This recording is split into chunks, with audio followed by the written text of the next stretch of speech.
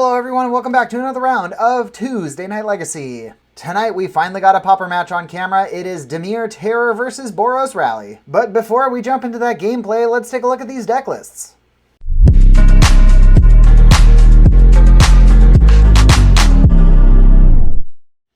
So looking over this Dimir Terror list, it is exactly what you'd expect. It's basically a control deck that is all based around dumping cards into your graveyard, using cards like Thought Scour and this other card, Mental Note from Judgment. So basically just taking cards, put them into the yard, and then drawing cards so that you have all sorts of instants and sorceries in your graveyard. So you can cast this card right here, Tolarian Terror. Tolarian Terror basically costs for 1, even though it is a CMC 7 card. And then the Phalaji Archaeologist, basically saying that you can either put one of these cards that it mills into your hand. If not, then you get this guy as a 1/4. So a bunch more cards to the yard so you can cast the Tolarian Terror. Everything else in the deck is basically either card draw or removal or counter spells. Combating this strategy on the right is the Boros Rally deck. Now, we have seen a lot of Boros decks, mostly based around Boros Synthesizer, that are running around in Pauper right now. This deck list has not been updated in at least 6 months, so this is all based around the White Weenie strategy of creating a bunch of 1/1 flyer tokens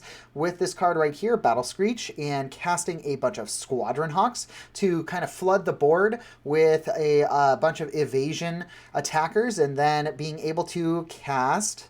Where is that card? Rally the Peasants here, giving all of your creatures +2/+0. And if it's a little later in the game, maybe you're giving them +4/+0. It's looking for that Alpha Strike to kind of just end the game. This deck gives itself a little bit of staying power by running a bunch of flashback spells in the form of Faithless Looting and Prismatic Strands. And of course, Battle Screech itself is also a flashback card that can flood the board really fast if you're able to cast it with one other white creature on board. So now that we are familiar with the decks, let's go ahead and get this game started. We have myself starting the game with a, what is that card? Windscarred Crag, gaining some life, and playing a a Seeker of the Way on turn 2. We see a Snuff Out from Maxwell. He's running the full 4 of the Snuff Outs. Yeah, 4 Snuff Outs. One of the best cards in Pauper, being able to cast it for free, killing a non-black creature. As long as you control a swamp, you pay 4 life. Just a preordain from Maxwell, trying to decide what he's going to be doing here. Plays an island and just passes turn. I think he wanted to either brainstorm, he might be thought scouring.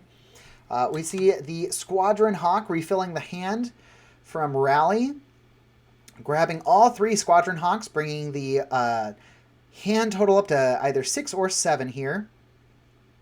Always good to have extra Hawks in hand. You can either play them as the 1/1s or you can use Faithless Looting.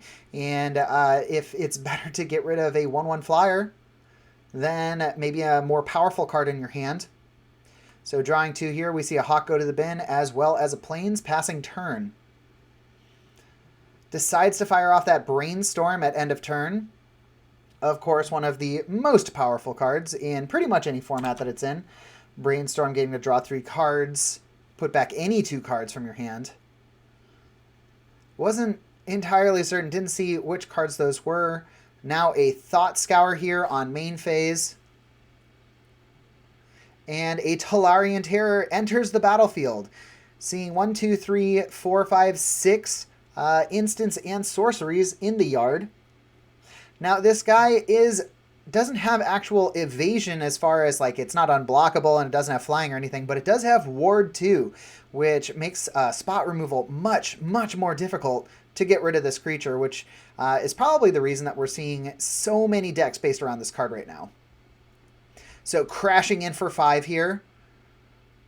Dropping Rally down to 16. 2 more Tolarian Terrors enter the battlefield, presenting 15 damage. But with 5 birds in play and a Rally the Peasants, it looks like that may be just a plain old counter spell. Or maybe it was a Spell Pierce, that's what it is. Spell Pierce making it so that it's countered unless you pay 2 more. So Rally in the yard still, can cast it again. Hoping for this Alpha Strike is going to be good enough here. 15 damage. A Preordain from Maxwell. Gonna draw. He's got 2 Snuff Outs in hand, but we are gonna see that Unexpected Fangs, which is going to make the 6/6 with lifelink, bringing Maxwell back up to 17. So this becomes a lot more difficult. A lot of hemming and hawing here. I actually edited the video to take out a lot of my decision, kind of sitting on decisions here, because I want to rally, but that's only 15 damage, which would only bring him to 2. Don't have a Lightning Bolt in hand. So instead, go for double Squadron Hawk, thinking that maybe if I add more creatures to the field, and then I can do triple blocks, that would have done something, but there was a Snuff Out in hand, and so Maxwell just turned it sideways since I was at 1. We are into game 2. Just starting with a Plains pass, we see a Island Preordained pass, a Seeker of the Way coming down. Seeker of the Way being that very efficient 2/2 with prowess, and whenever it gets prowess, it gains lifelink for the turn, which is a pretty cool added effect. Seeing a Squadron Hawk on turn 3. Yeah, it must be, since the Seeker of the Way already entered the battlefield. Just finding 2 Hawks this time, and doing the Boros Garrison thing, where you have to return that land to your hand. So you want to cast your spells first, and then this comes into play tapped. A Brainstorm at the end of turn 3 for Maxwell. Looks like he's got some pretty good cards. They're going to fill the yard in a couple seconds here. Like that Thought Scour. There's the Thought Scour. Setting himself up. There's a Mental Note that goes to the yard and an Island. So those were the 2 that he put back. Only has 4 instants or sorceries. Maxwell doing a really good job at showing us the relevant cards in his yard. And then just a pass. So a Faithless Looting is going to see a Hydroblast coming out of the sideboard. Oh, wrong deck. Hydroblast, countering target red spell.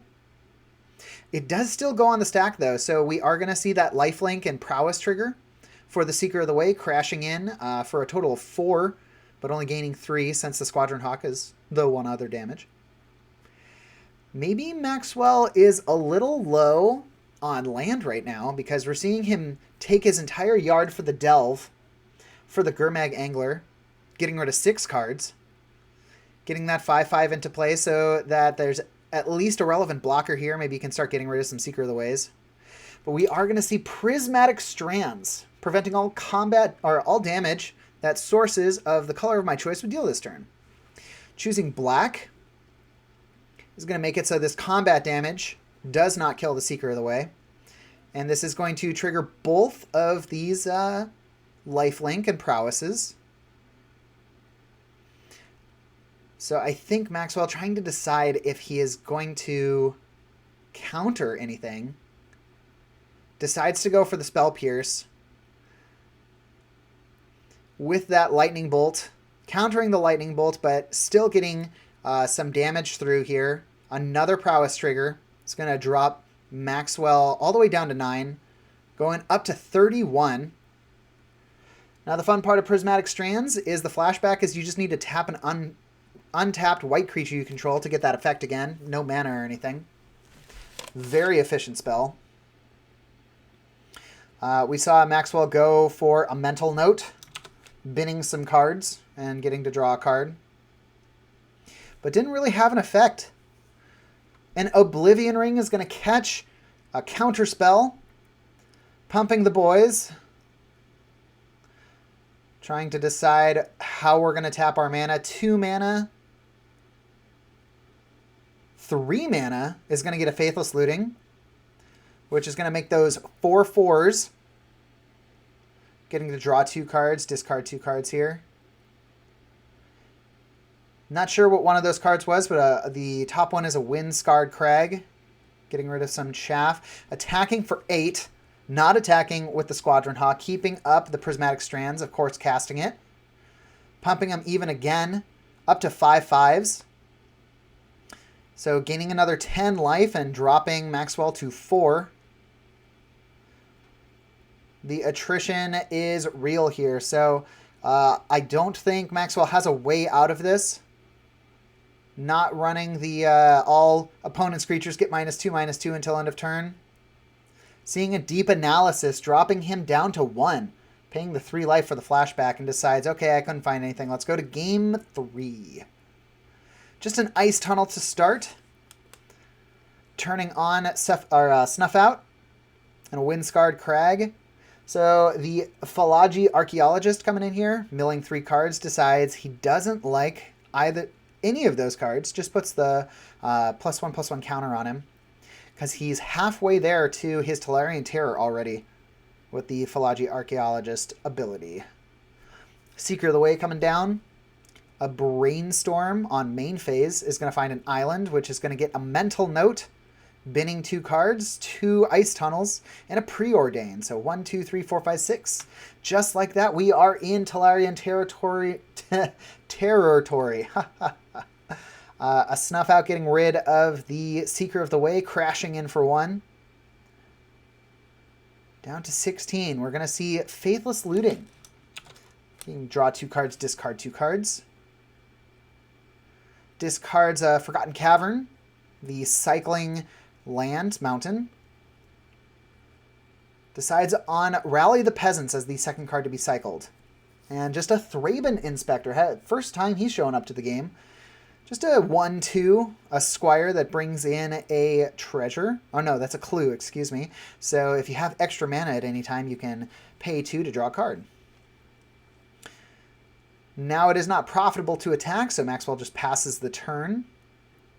Playing Plains for turn. 3 mana is going to get an Inspiring Overseer. This is basically the opposite of a Phyrexian Rager. Get to draw a card and gain a life, as well as get a 2/1 flyer. Maxwell says absolutely not. Counterspell.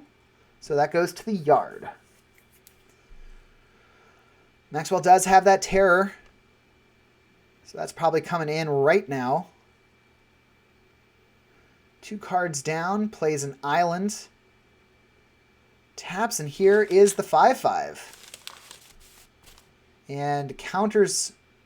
Oh, counters the Pyroblast. So paid that extra mana for the Tolarian Terror. Or did I? No, I guess it was just 1 mana, and we both missed the ward. Huh.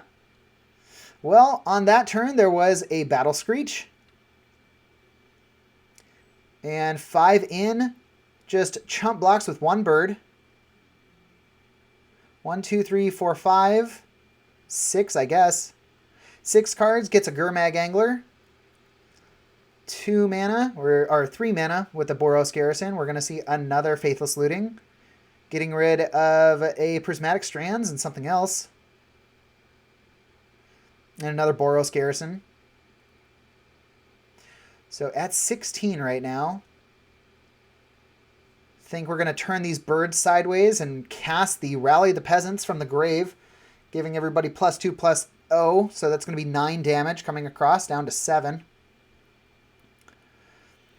An Alpha Strike here of 10 damage. Decide you don't have any pump spells, so I guess I will take it. 3 more damage, drops him to 4. See a Lightning Bolt dropping to 1. And a second Lightning Bolt, and that is game.